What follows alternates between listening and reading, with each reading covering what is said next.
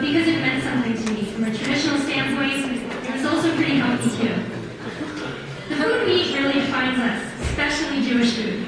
Is there any Jewish holiday that doesn't revolve around food? So we do. We get together, we eat, we fall asleep. That was my family just last week. There's a saying that goes, where there's smoke, there may be smoked salmon. Or potato latkes, or brisket, matzo ball soup, you get the gist.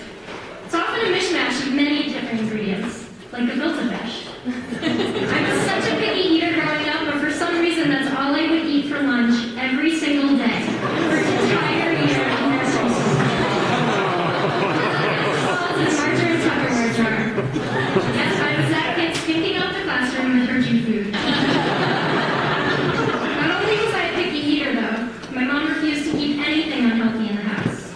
She used to give me these fruity cookies for dessert, I remember, made with fruit juice instead of sugar. Basically cardboard instead of taste. Homer Simpson, not allowed in our house. And sugar wasn't just called by its name, it was called junk. But the worst of it was rat poison. See, rat poison was reserved for only the worst and unhealthy foods, usually with high fructose corn syrup. Needless to say, my mom scared the kishkis out of me every time rat poison was used. I was from New York. I knew very well what rat poison was capable of. Yet, it didn't really make sense to me. I mean, all my friends were apparently eating all this rat poison, and they seemed perfectly fine to me. So, I wanted to understand, and I did some research in hopes to learn for myself what was going on, instead of taking my mom's word at face value. And I learned all these things, like chemicals, toxins, GMOs, oh my God.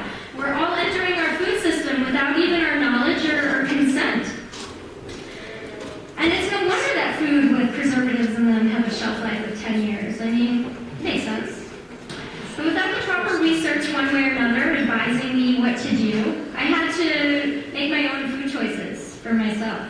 And I had so many questions regarding labels I didn't understand and ingredients I couldn't even pronounce.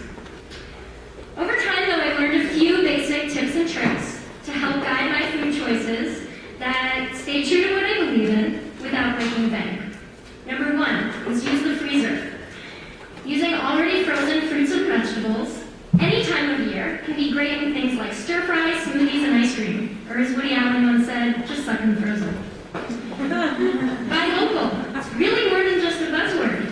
Eating local food grown in your hometown environment can boost your immune system and actually help your body fight off allergies. It's pretty cool. The third is buy in bulk. Costco now even sells organic grains, cereals, beans. It's awesome. And the less packaging a product has, usually the cheaper it is for you guys. Lastly, some helpful resources that I have found are the Center for Food Safety and the Environmental Working Group have all been really helpful in helping me navigate my food choices. Jewish law, whether you adhere to it or not, talks a lot about the idea of purity. I think that's behind the root of kashrut, or kosher. It's the holiness of food. And even though I'm not kosher, there's something very pure and almost spiritual to me, to take pride in my food, know where it came from, and make it myself whenever I can. So maybe our parents and our grandparents really knew what was up in making real food with pure ingredients. And if I mess up, at least it's comforting to know that a bad matzo ball will always make a good paperweight. So what I hope for you on this Hanukkah night is to find whatever way is right for you to make your food holy. And lastly, remember that all Jewish holidays can be summed up in 9 words. They try to